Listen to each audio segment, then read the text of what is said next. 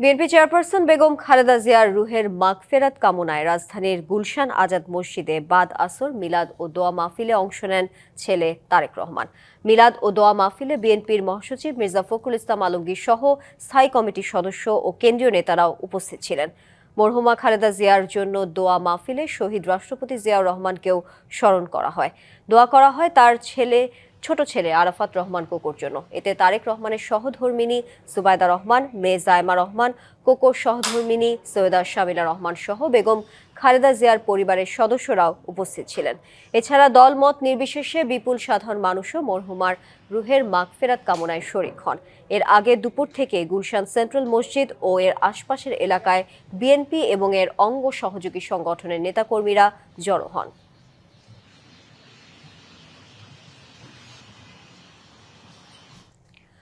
জিয়া উদ্যানের সাবেক প্রধানমন্ত্রী ও বিএনপি চেয়ারপারসন বেগম খালেদা জিয়ার কবর জিয়ারত করেছেন তার পুত্রবধূ শামিলা রহমান ও তারেক রহমানের মেয়ে জায়মা রহমান সহ পরিবারের সদস্যরা অংশ নেন দোয়া ও মোনাজাতে।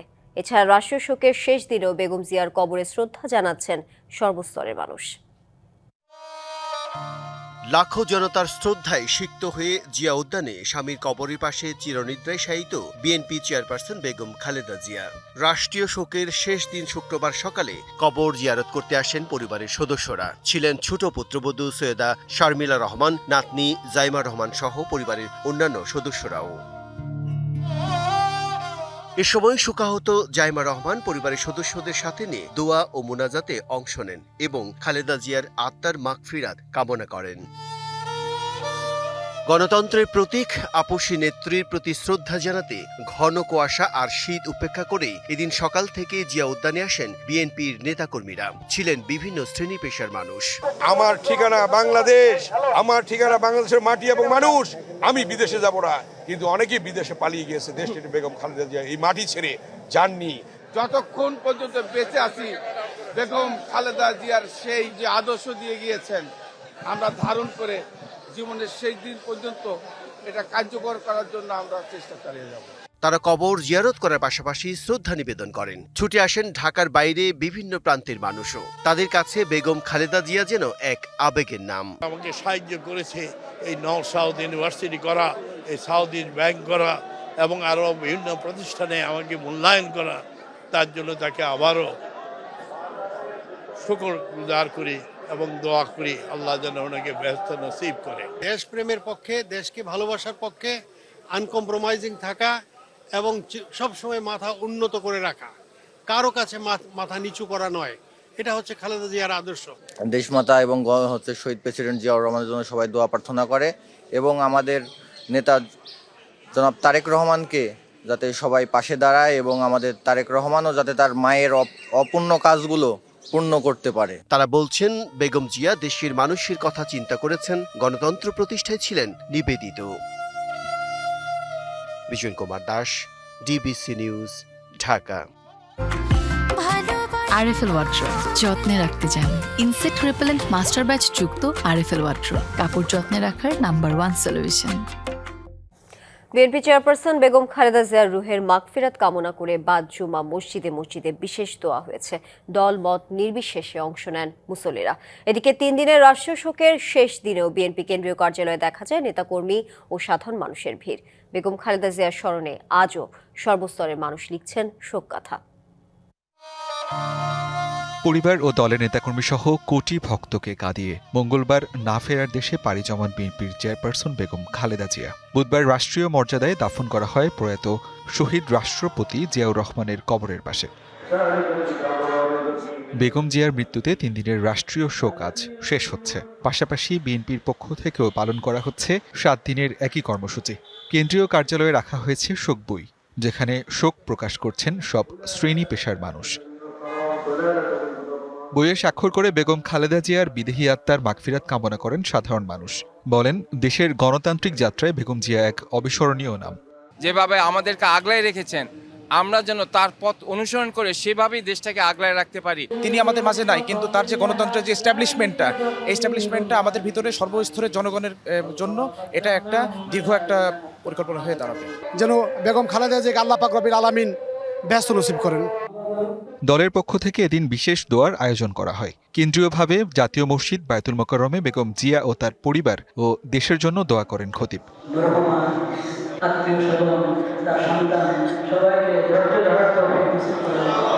এদিকে দেশ জুড়ে জুমার নামাজের পর বেগম খালেদা জিয়ার আত্মার মাগফিরাত কামনায় মসজিদে মসজিদে বিশেষ দোয়া করা হয়েছে। খুলনার টাউন হল মসজিদে বিশেষ দোয়ায় স্মরণ করা হয় দেশ ও জাতির কল্যাণে তার অবদানের কথা। সিলেটে নগরের কোর্ট পয়েন্টে দোয়ার আয়োজন করে বিএনপি। এ সময় শোককে শক্তিতে পরিণত করার প্রত্যয় ব্যক্ত করেন নেতৃবৃন্দ। আমরা শোকাহত, মর্মাহত সারা বাংলাদেশের বিএনপির নেতাকর্মীরাই নয়, সারা দেশবাসী শোকাহত। জাতির প্রত্যেকটি সংকটে তিনি জাতিকে পথ দেখিয়েছেন, নেতৃত্ব দিয়েছেন। ওনার অস্তিত্ব আমাদের রক্তে, আমাদের শরীরে, আমাদের মগজে আরো বেশি অনুভূত হবে এবং আমরা তার আদর্শ থেকে কখনো বিচ্যুত হব না। বগুড়ার বিভিন্ন মসজিদে জুমার নামাজ পরবর্তী মোনাজাতে আবেগঘন পরিবেশের সৃষ্টি হয়। এছাড়া বরিশাল, নাটোর, পটুয়াখালী, মেহেরপুর, লালমনিরহাট, কুড়িগ্রাম, চুয়াডাঙ্গা, গাইবান্ধা সহ বিভিন্ন মসজিদে আয়োজন করা হয় বিশেষ দোয়া। শোক ও শ্রদ্ধায় স্মরণ করা হয় গৃহবধূ থেকে প্রধানমন্ত্রী হয়ে আসা আপোষহীন এই মহীয়সী নারী খালেদা জিয়াকে। আসিফ খান, ডিবিসি নিউজ। বেগম খালেদা জিয়ার কবরে আজও শ্রদ্ধা জানাচ্ছেন সর্বস্তরের মানুষ। সে নিয়ে আরো জানাতে জিয়া উদ্যান থেকে সরাসরি যুক্ত হচ্ছেন সহকর্মী হাসিব পান্থ। হাসিব, বেগম খালেদা জিয়ার কবরে শ্রদ্ধা জানাতে আজও এসেছেন সর্বস্তরের মানুষ। যারা এসেছেন তারা কি বলছেন? তানিয়া, যদি বলি আসলে দেশের সর্বস্তরের মানুষই কিন্তু এখানে এসেছে। দলীয় নেতাকর্মী থেকে শুরু করে দেশের নানা প্রান্ত থেকে কিন্তু ছুটে আসছে। যারা জানাজায় অংশ নিতে পারেনি তারাও কিন্তু আসছেন। আমি যদি আমার পেছনে একটু দেখাই, সারা দিনব্যাপী বিশেষ করে সকাল থেকেই কিন্তু আসলে এখানে মানুষের ভিড় যেমনটি ছিল এবং সন্ধ্যা পর্যন্ত। তবে এখন নিরাপত্তার স্বার্থে এখন বিশেষ করে যারা আইন শৃঙ্খলা রক্ষাকারী বাহিনী আছেন তারা কিন্তু আসলে সকলকে বের হয়ে যাওয়ার জন্য বলছেন। পরবর্তীতে তারা আবারও আসবেন। বিশেষ করে বেগম খালেদা জিয়ার, মরহুমা বেগম খালেদা জিয়ার যে সমাধিস্থল, সেখানে কিন্তু দিনব্যাপী কিন্তু আসলে মানুষের ভিড় ছিল। আর স্বাভাবিকভাবে আজ ছুটির দিন হওয়াতে মানুষ পরিবার, পরিজন, স্বজন সকলকে নিয়ে কিন্তু এখানে এসেছেন এবং বিশেষ করে যারা দেখেননি বা যারা কাছ থেকে দেখেননি তারা কিন্তু বিশেষ করে তার যেই সমাধিস্থলটি রয়েছে সেখানে তারা ফুল দিচ্ছেন, পুষ্পস্তবক অর্পণ করছেন। ফুলের যেই পুষ্পস্তবকগুলো, ফুলের গাদাগুলো সেগুলো কিন্তু দিচ্ছেন। এছাড়া কিন্তু আজ দলীয় নেতাকর্মীরাও কিন্তু ভিড় জমিয়েছেন নামাজের পরবর্তীতে। বিশেষ করে স্ট্যান্ডিং কমিটির মির্জা আব্বাস থেকে শুরু করে দলের সিনিয়র নেতৃত্ববৃন্দ তারাও কিন্তু এসেছিলেন তাদের কর্মীদেরকে নিয়ে এবং তারা স্মৃতিচারণ করছেন যারা খুব কাছ থেকে বেগম খালেদা জিয়ার সঙ্গে রাজনীতি করার সুযোগ মিলেছিল এবং খুব কাছ থেকে যারা আসলে তার সঙ্গে রাজনীতি করেছিল। সবকিছু মিলিয়ে যদি বলতে হয় দিনব্যাপী তো ভিড় ছিলই, এমনকি আমরা কথাও বলেছিলাম বিশেষ করে যারা দূর দূরান্ত থেকে এসেছে তাদের সঙ্গেও কিন্তু কথা বলেছিলাম। তাদের আবেগের জায়গাটি, তাদের বহিঃপ্রকাশ তারা ঘটাচ্ছিলেন, কান্নাকাটি করছেন, অনেকে দোয়া করছেন, কবর জিয়ারত করছেন। এমনকি অনেকে সেই দূর থেকে জানাজায় অংশ নিতে না পেরে তারা শুধু একটিবার তাদের মরহুমা বেগম খালেদা জিয়ার বিশেষ করে তার কবর জিয়ারত করার জন্য কিন্তু তারা ছুটে এসেছেন। তবে আমরা বিশেষ সূত্রে জানতে পেরেছি দলের ভারপ্রাপ্ত চেয়ারম্যান তারেক রহমান তিনি আসবেন কবর জিয়ারত করতে। সেই নিরাপত্তার খাতিরে কিন্তু আসলে আইন শৃঙ্খলা রক্ষাকারী বাহিনী যারা ছিলেন তারা কিন্তু সরিয়ে দিচ্ছেন। এছাড়াও যেহেতু সন্ধ্যা হয়ে গিয়েছে এবং সারা দিনই যেহেতু উন্মুক্ত ছিল সেই জন্যও কিন্তু আসলে যেহেতু অনেক মানুষ এসেছে, অনেক মানুষের ভিড় করেছে এখানে, তারা কিন্তু আসলে আমরা এর আগেও দেখানোর চেষ্টা করেছি বিশেষ করে যে নিচে জায়গা না পেয়ে কিন্তু একটা পর্যায়ে বিশেষ করে আমরা দেখেছি যে এই মাজারটি ঠিক উপরের যেই দেয়ালটি ছিল সেই দেয়ালেও কিন্তু আসলে তারা দাঁড়িয়েছিল এবং মুহুর্মুহু মানুষ কিন্তু এখানে আসছে, মুহুর্মুহু মানুষ কাঁদছে তার কথা মনে করে। তিনি যে কথাটি বলে গিয়েছিলেন আসলে তিনি এ দেশ ছেড়ে কোথাও যাবেন না, তার অনেকবার সুযোগ থাকলেও তিনি এ দেশ ছেড়ে কিন্তু কোথাও যায়নি, তবে সৃষ্টিকর্তার ইচ্ছায় তিনি চলে গিয়েছেন। কাঁদিয়ে গিয়েছেন দেশের কোটি কোটি মানুষকে, এমনকি বিশ্ব জুড়েও কিন্তু আলোচনায় এসেছে তার জানাজার খবরটি। সব কিছু মিলিয়ে যদি বলি যে সেজন্যই কিন্তু আসলে দূর দূরান্ত থেকে মানুষ আসছেন শুধু একটিবার তার কবরটিকে ছুঁয়ে দেখবে, কবর জিয়ারত করবেন এবং দোয়া করবেন। সব কিছু মিলিয়ে যদি বলি তানিয়া, আসলে সারা দিনব্যাপী মানুষের পদচারণা তো ছিলই, পাশাপাশি মানুষের যেই ঢল, সেই ঢলটিও কিন্তু আসলে চোখে পড়ার মতো ছিল। সারা দিনের কথা যদি বলি, বিশেষ করে দুপুরের পর থেকে কিন্তু আরো বেশি মানুষ এসেছিল, তবে এখন 7টার পরবর্তীতে কিন্তু আসলে এটি বন্ধ করে দেওয়া হচ্ছে। রাজনীতির অভিভাবক, গণতন্ত্রের বাতিঘর বিএনপি চেয়ারপারসন বেগম খালেদা জিয়া, তার বিদায়ে যে শূন্যতা তৈরি হলো তা কতটুকু পূরণ করা সম্ভব, চ্যালেঞ্জই বা কি? বিশ্লেষকরা বলছেন, খালেদা জিয়ার অনুপস্থিতি যেমন রাজনীতিকে এক ধরনের শূন্যতায় ফেলেছে, তেমনি বিএনপিকেও মোকাবেলা করতে হবে নানা চ্যালেঞ্জ। তবে দলটির নেতারা বলছেন, বিএনপির নেত্রীর প্রতি মানুষের অসীম ভালোবাসায় আরো শক্তিশালী হবে দল। এই দেশ, এই দেশের মাটি, মানুষই আমার সবকিছু। দেশের মানুষের কল্যাণ করার জন্য রাজনীতি করি। ৪১ বছর দলকে নেতৃত্ব দিয়েছেন। ক্যারিসমেটিক নেতৃত্ব গুণে মানুষের হৃদয়ে জায়গা পেয়েছেন বিএনপি চেয়ারপারসন বেগম খালেদা জিয়া। আমি এখন জনগণের জন্য, দেশের জন্য, মানুষের জন্য কাজ করতে। ধৈর্য, একাগ্রতা, আপোষহীন নেত্রী হিসেবে তিনি যেমন সমাদৃত হয়েছেন, একইভাবে ব্যক্তিগত দক্ষতায় দলকে উজ্জীবিত ও ঐক্যবদ্ধ রাখতেও বড় ভূমিকা ছিল বেগম জিয়ার। গণতন্ত্রের জন্য তো আমি 9 বছর সংগ্রাম করেছি। দেশের রাজনীতি যখন এক সন্ধিক্ষণে, তখনও অভিভাবকের ভূমিকায় খালেদা জিয়া। গণতন্ত্রের বাতিঘর বলতে তিনি। বিশ্লেষকরা বলছেন, খালেদা জিয়াকে কেন্দ্র করেই যখন আবার গণতন্ত্রে ফেরার পথ সুগম হচ্ছিল, ঠিক সেই সময় তার প্রস্থান অপূরণীয় ক্ষতি। তিনি হলেন শুধু বাংলাদেশের নয়, তৃতীয় বিশ্বের একজন অবিসংবাদিত নেতা। 1982-83 সালের দিকে তিনি রাজনীতির মঞ্চে আবির্ভূত হন এবং বিএনপির হাল ধরেন। তিনি পরিণত হয়েছিলেন বাংলাদেশের একজন অভিভাবকে। জাতির সংকটময় মুহূর্তে তিনি দিক নির্দেশনা দিতে পারতেন। আজকে তার মৃত্যুর মধ্য দিয়ে আমরা সেই সুযোগটা হারালাম। আল্লাহু আকবার। জাতীয় রাজনীতির পাশাপাশি খালেদা জিয়ার শূন্যতায় কিছুটা চ্যালেঞ্জের মুখে পড়তে হবে বিএনপিকেও, মত বিশ্লেষকদের। খালেদা জিয়া অন্তত তার মৃত্যুর আগে দেখে গেলেন যে এই দেশের বুকে 15.5 বছরের জন্য যে ফ্যাসিবাদী স্বৈর শাসন জগদ্দল পাথরের মতো চেপে বসেছিল, সেই স্বৈর শাসনের অবসান হয়েছে। তিনি চলে গেছেন, কিন্তু তার স্মৃতি রয়ে গেছে, তার কর্মকাণ্ড রয়ে গেছে, তার দল রয়ে গেছে। দেশবাসীর মধ্যেই তিনি চিরঞ্জীব হয়ে থাকবেন, এ ব্যাপারে আমার কোনো সন্দেহ নেই। বিএনপিকেও নিজের অস্তিত্ব টিকিয়ে রেখে সামনের দিকে তাদের যেতে হবে।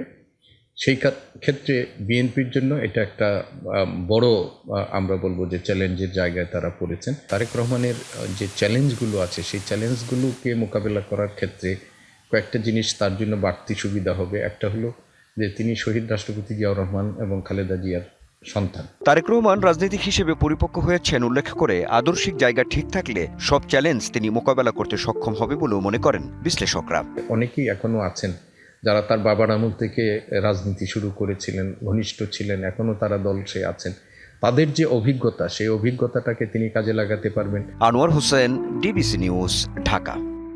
শান্তিপূর্ণ ও স্থিতিশীল বাংলাদেশ দেখতে চায় বিএনপি। বেগম খালেদা জিয়ার দর্শনকে ধারণ করে এগিয়ে যাবে দেশ, এসব কথা বলেছেন দলটির স্থায়ী কমিটির সদস্য আমির খসরু মাহমুদ চৌধুরী। সকালে চট্টগ্রামে প্যারেড মাঠে বৌদ্ধদের সর্বোচ্চ ধর্মীয় গুরু সংঘরাজ ডক্টর জ্ঞানশ্রী মহাস্থবির স্মৃতিচারণ অনুষ্ঠানে অংশ নেন তিনি। আমির খসরু আরও বলেন, দীর্ঘদিন ধরে দেশে অস্থিরতা চলছে, মানুষের কল্যাণে শান্তি ফিরিয়ে আনতে হবে সবাইকে মিলে। বেগম খালেদা জিয়া চলে গেছেন দক্ষিণ এশিয়ার মানুষকে কাঁদিয়ে, তবে রেখে গেছেন তার দর্শন ও আদর্শ। দেশনেত্রী বেগম খালেদা জিয়া একটা কথা বলে গেছেন বিএনপির পক্ষ থেকে, বাংলাদেশ হবে রেইনবো নেশন। এই রেইনবো নেশনে সকলের ধর্ম থাকবে যার যার নিজের। এটাকে আমরা ধারণ করে স্থিতিশীল শান্তিপূর্ণ বাংলাদেশ দেখতে চাই। ভঙ্গুর আইন শৃঙ্খলা পরিস্থিতি, মন্থর অর্থনীতির চাকা, শৃঙ্খলা নেই আর্থিক খাতে, চড়া জিনিসপত্রের দাম, উত্তপ্ত রাজনীতির মাঠ। প্রতিবেশী দেশের সঙ্গে তিক্ত সম্পর্ক। এত সব চ্যালেঞ্জ নিয়েই শুরু হচ্ছে নতুন বছর ২০২৬। বিশ্লেষকরা মনে করেন ২০২৬ হবে বাংলাদেশের জন্য ভীষণ চ্যালেঞ্জিং। নানা ইস্যুতে উত্তাল রাজনীতির মাঠ, দাবি আদায়ের আন্দোলনে চিরচ্যাপ্টা তিলোত্তমা ঢাকা, প্রতিবাদের আগুন যেন পৌষের শীতকেও হার মানায়। ওসমান হাদি হত্যার বিচারের দাবি, তার সঙ্গে নির্বাচনী ডামাডোল। নতুন বছরে আন্দোলনের রাশ টেনে একটি অবাধ নিরপেক্ষ নির্বাচন আয়োজনই যেন বড় চ্যালেঞ্জ। স্বাধীনতা সার্বভৌমত্ব অব্যাহত রাখতে হলে এই নির্বাচনের কোনো বিকল্প নেই। সব দলই নির্বাচন করার জন্য আগ্রহী, এবং তারা আগ্রহী বললে তারা চেষ্টা করছে বিভিন্ন ধরনের জোট বা অ্যালায়েন্স গঠনের জন্য। এগুলি শুভ লক্ষণ। শত বাধা পেরিয়ে একটি নির্বাচিত সরকার ফেব্রুয়ারিতে ক্ষমতায় বসলেও তাদের জন্য কঠিন হবে আইন শৃঙ্খলা বাহিনীর পুনর্গঠন করে জনগণের জানমালের নিরাপত্তা নিশ্চিত করা। যে পর্যায়ে তারা নিরাপত্তা পরিস্থিতি তারা পাবে এবং যে ধরনের বাহিনী দিয়ে এটাকে মোকাবেলা করতে হবে, এই দুইটার বিরুদ্ধে বড় ধরনের একটা গ্যাপ রয়ে গেছে। গোয়েন্দা নজরদারির যে দক্ষতা বা সক্ষমতা আমাদের থাকা দরকার, সেখানেও একটা শিথিলতা এবং দক্ষতার অভাব দেখা যাচ্ছে। বিশ্লেষকরা বলছেন, নিরাপদ বাংলাদেশ গড়তে হলে সবার আগে নিশ্চিত করতে হবে সকলের জন্য কাজের সুযোগ। মূল্যস্ফীতির লাগাম টানা, ভঙ্গুর আর্থিক খাতের শৃঙ্খলা ফেরানো, জ্বালানির অনিশ্চয়তা দূর করে আমলাতান্ত্রিক জটিলতা মোকাবিলা করাই চ্যালেঞ্জ। বেসরকারি খাতের আত্মবিশ্বাস, ইনভেস্টর কনফিডেন্স, বিজনেস কনফিডেন্স তলানিতে চলে গেছে। নতুন সরকারকে ইনফ্লেশনকে 6% নামানোর চেষ্টা করে যেতে হবে। ফরেন এক্সচেঞ্জ রিজার্ভ 32-33 বিলিয়ন কিভাবে পার হবে সেই জায়গায় ফোকাস রাখতে হবে, টাকার মান ধরে রাখতে হবে। কর্মসংস্থান বলেন অথবা অর্থনীতির জিডিপির কন্ট্রিবিউশনে বলেন, উইদাউট প্রাইভেট সেক্টর কোনো গভর্নমেন্টই সামনের দিকে এগোতে পারেনি, সামনের দিকেও পারবে না। একটি নির্বাচিত সরকার এসে ল অ্যান্ড অর্ডারটাকে ঠিক করা, এটাকে কন্ট্রোলে নিয়ে আসা। সেকেন্ড হলো এনার্জি ক্রাইসিস, এটাকে অ্যাড্রেস করা। নতুন বছরে বড় প্রতিবন্ধকতা সৃষ্টি করতে পারে প্রতিবেশী দেশের সঙ্গে তিক্ত সম্পর্ক। আন্তর্জাতিক রাজনীতিকে সমঝে চলে কৌশলে দেশের স্বার্থ রক্ষায় দক্ষতা দেখাতে না পারলে ২০২৬ হতে পারে ঝুঁকির বছর। বিভিন্ন দেশে ভিসা পেতে আমাদের বেগ পেতে হচ্ছে। এই ইমেজ ক্রাইসিস থেকে বাংলাদেশকে বের করে আনা, ভারতের সাথে আমি মনে করি না যে 12ই ফেব্রুয়ারি নির্বাচন হলে 13ই ফেব্রুয়ারি আমাদের সম্পর্ক একেবারে রিসেট হয়ে যাবে, তা না। বাংলাদেশকে ডাইভার্সিফাই করা দরকার তার ফরেন পলিসি। নতুন বছরে হাতের নাগালে আনতে হবে জিনিসপত্রের দাম, নিয়ন্ত্রণে রাখতে হবে আইন শৃঙ্খলা পরিস্থিতি, গড়তে হবে শান্তিপূর্ণ বাংলাদেশ। আর এজন্য কেবল রাজনীতিবিদ নয়, প্রয়োজন প্রতিটি নাগরিকের দায়িত্বশীল আচরণ। মোস্তফা মাহবুব, ডিবিসি নিউজ, ঢাকা। ত্রয়োদশ জাতীয় সংসদ নির্বাচনের মনোনয়ন যাচাই বাছাইয়ের দ্বিতীয় দিন আজ। বিভিন্ন জেলায় রিটার্নিং অফিসাররা প্রার্থীদের বৈধতা ও অবৈধতা যাচাই করছেন। বগুড়া 2 আসনে নাগরিক ঐক্যের সভাপতি মাহমুদুর রহমান মান্নার প্রার্থিতা বাতিল ঘোষণা করেছেন রিটার্নিং কর্মকর্তা। হলফনামায় স্বাক্ষরের তারিখে গড়মিল থাকায় তার প্রার্থিতা বাতিলের কথা জানান রিটার্নিং কর্মকর্তা। এদিকে যুদ্ধাপরাধ আদালত অবমাননার অভিযোগের মামলায় যথাযথ নথিপত্র উপস্থাপন করতে না পারায় কক্সবাজার 2 আসনে জামায়াত মনোনীত প্রার্থী ও দলটির জামায়াতের সহকারী secretary general AHM Hamidur Rahman আসাদের প্রার্থিতা বাতিল করেছে জেলা রিটার্নিং কর্মকর্তা। এদিকে বগুড়া 1 আসনে বিএনপির কাজী রফিকুল ইসলাম এবং আহসানুল তৈয়ব জাকিরের মনোনয়ন বৈধ ঘোষণা করা হয়েছে। এ সময় স্বতন্ত্র প্রার্থী সাবেক আওয়ামী লীগ নেত্রী লিপির প্রার্থিতা বাতিলের দাবিতে বিক্ষোভ করে বৈষম্য বিরোধী ছাত্র আন্দোলনের নেতাকর্মীরা। মুন্সিগঞ্জ 3 আসনে বিএনপি সহ 4 প্রার্থীর মনোনয়ন অবৈধ ঘোষণা করেছেন জেলা রিটার্নিং অফিসার। ত্রয়োদশ জাতীয় সংসদ নির্বাচনে জাতীয় পার্টি যেন কোনোভাবে মনোনয়নপত্র গ্রহণ না করতে পারে, এই দল আওয়ামী লীগের সহযোগী ছিল। তারা নির্বাচনে অংশগ্রহণ মানেই আওয়ামী লীগের অংশগ্রহণ। বিকেলে ঢাকা বিশ্ববিদ্যালয়ের মধুর ক্যান্টিনের সামনে সংবাদ সম্মেলনে এসব মন্তব্য করেছেন মঞ্চ 24-এর সদস্যরা। জাতীয় পার্টিকে আমরা ঐক্যমত কমিশনে ডাকি নাই, এদের অনেক টাকা পয়সা, অনেক অবৈধ সম্পদ, এটা দিয়ে তারা দেখবেন যে আমাদের পার্লামেন্টে চলে আসবে। আমরা চাই না তারা আসুক। আওয়ামী লীগ যে পরিমাণ মানবতা বিরোধী অপরাধ করেছে, ঠিক একই পরিমাণ অপরাধের দায় 14 দল ও জাতীয় পার্টিকে নিতে হবে। সুতরাং বিচারের ক্ষেত্রে আওয়ামী লীগ এবং জাতীয় পার্টিকে আলাদা করে দেখার কোনো সুযোগ নাই। রাজধানীর মিরপুরে ৩ শীর্ষ সন্ত্রাসীকে অস্ত্রসহ গ্রেফতার করেছে র্যাব। গোপন সংবাদের ভিত্তিতে রাতে পল্লবী এলাকায় অভিযান চালিয়ে র্যাব ৪-এর একটি দল তাদের গ্রেফতার করে। দুপুর ১২টার দিকে র্যাব ৪-এর সদর দপ্তর সংবাদ সম্মেলনে সংস্থাটি জানায়, এসব সন্ত্রাসীরা মিরপুর এলাকায় নিয়মিত চাঁদাবাজি ও সন্ত্রাসী কর্মকাণ্ড করে। গ্রেফতার হলেন ফাইজুর রহমান মুক্তি ওরফে ডন মুক্তি, শারিক আহমেদ সুমন ওরফে হকি সুমন, মোস্তফা কামাল বাপ্পি ওরফে শুটার বাপ্পি। এরা সবাই 4 স্টার গ্রুপের সদস্য। নির্বাচনের আগে অস্থিতিশীল পরিস্থিতি তৈরির পরিকল্পনাও ছিল তাদের। আগামী জাতীয় নির্বাচনকে সামনে রেখে আইন শৃঙ্খলা নিয়ন্ত্রণে অবৈধ অস্ত্র উদ্ধার ও শীর্ষ সন্ত্রাসীদের গ্রেপ্তারের জন্য র্যাব দেশব্যাপী সাঁড়াশি অভিযান পরিচালনা করে আসছে। এরই ধারাবাহিকতায় গত 1 জানুয়ারি সেখানে অবৈধ অস্ত্রধারী 3 জন শীর্ষ সন্ত্রাসীকে গ্রেপ্তার করা হয়। সরবরাহ সংকটের সুযোগে দেশের বাজারে নির্ধারিত দামের চেয়ে বেশ চড়া দামে বিক্রি হচ্ছে এলপি গ্যাস। আমদানিকারকরা বলছেন, বৈশ্বিক চাহিদা বেড়ে যাওয়ায় এলপিজি আমদানি কমেছে 40% পর্যন্ত। তবে খুচরা পর্যায়ে দামের অস্থিরতা থাকলেও আমদানিকারকদের দাবি, তারা এলপিজি বিক্রি করছেন কমিশনের বেঁধে দেয়া দরে। সংকট কাটতে কমপক্ষে 1 মাস লাগবে। বাসাবাড়ি, হোটেল, রেস্তোরাঁ থেকে চায়ের দোকান, রান্নার অন্যতম জ্বালানি এলপিজি। কিন্তু সরবরাহ সংকটের অজুহাতে এলপিজি সিলিন্ডারের বাজারে শুরু হয়েছে নৈরাজ্য। রাজধানী ঘুরে দেখা গেল অনেক দোকান এলপিজি শূন্য। আমরা 1 সপ্তাহ যাবত কোনো গ্যাসও পাইতেছি না, আমরা বিক্রিও করতে পারতেছি না। নাই। আমি তো গত 4 দিন যাবত কোনো কোম্পানি থেকে মাল পাই না, মানে আমি গ্যাস বিক্রি করা টোটাল বন্ধ করে দিয়েছি। এদিকে Bangladesh energy regulatory commission BERC সবশেষ 12 কেজি এলপিজি সিলিন্ডারের দর 1253 টাকা বেঁধে দিলেও সংকটের সুযোগে খুচরা পর্যায়ে দাম বাড়িয়ে দিয়েছেন বিক্রেতারা। আগে ছোট গ্যাস আসছিল 1250 টাকা, এখন কিন্তু হয় 1600 টাকা। একটা গ্যাস যদি আমার 900 টাকা বেশি যায়, আমার 2টা গ্যাস লাগে, আমার যা আয় আছে এর ভিতরে যেতেছে। এটা দাম বাড়ছে থেকে তো আমরা ব্যবসা করতে পারতেছি না, আমরা গরিব মানুষ তো অসহায়। যারা বড় বড় ডিস্ট্রিবিউটার 200-300 বোতল বিক্রি করে, ওরাই সিন্ডিকেট করতে আছে। আর এই সংকট শুধু রাজধানী নয়, পুরো দেশেই। যখন গ্যাসের দাম বাড়ে 100-150 টাকা 200 টাকা বাইরে যায়, আর যখন কমে তখন 5 টাকা 2 টাকা কমে। এখন এইভাবে দাম বেড়ে গেলে আমরা তো গরিব মানুষ নেবো কি করে? আমদানিকারকরা বলছেন, বৈশ্বিক সংকটে প্রায় 40% কমেছে এলপিজি আমদানি। 1,50,000 টন এলপিজি বাংলাদেশে আসে প্রতি মাসে। এখন গত মাসে হয়েছে 96,000 টন, 40% কম। যারা আমদানি করেন এবং বটলিং করেন তারা কিন্তু বিআরসির যে নির্ধারিত মূল্য আছে সেই মূল্যর দামেই কিন্তু সরবরাহ করতে হয় এবং করে। রিটেল পয়েন্টে এই জিনিসগুলো হচ্ছে। এ অবস্থায় সংকট কাটিয়ে সরবরাহ স্বাভাবিক হতে অন্তত 1 মাস লাগবে বলে মনে করছেন আমদানিকারকরা। জানুয়ারি মাসের শেষের দিকে আবার নিশ্চিত সরবরাহ ইমপ্রুভ করবে। বিশেষ করে ফেব্রুয়ারি মাসে সরবরাহ স্বল্পতা থাকবে না। Yusuf Rana, DBC news, Dhaka. কুড়িগ্রামের ফুলবাড়ি সীমান্তে বর্ডার গার্ড বাংলাদেশের এক সদস্য নিজের অস্ত্রের গুলিতে মারা গেছেন। এ বিষয়ে ফুলবাড়ি থানায় একটি অপমৃত্যু মামলা করেছে বিজিবি। নিহত বিজিবি সদস্যের নাম নাসিম উদ্দিন। তিনি ঝিনাইদহ সদর উপজেলার খাজুরা এলাকার বাবুল মণ্ডলের ছেলে। পুলিশ ও বিজিবি সূত্র জানায়, 15 বিজিবি ব্যাটালিয়ন সদস্য নাসিম উদ্দিন ফুলবাড়ি উপজেলার গঙ্গারহাট ক্যাম্পে বৃহস্পতিবার রাতে দায়িত্ব পালনের জন্য প্রস্তুতি নিচ্ছিলেন।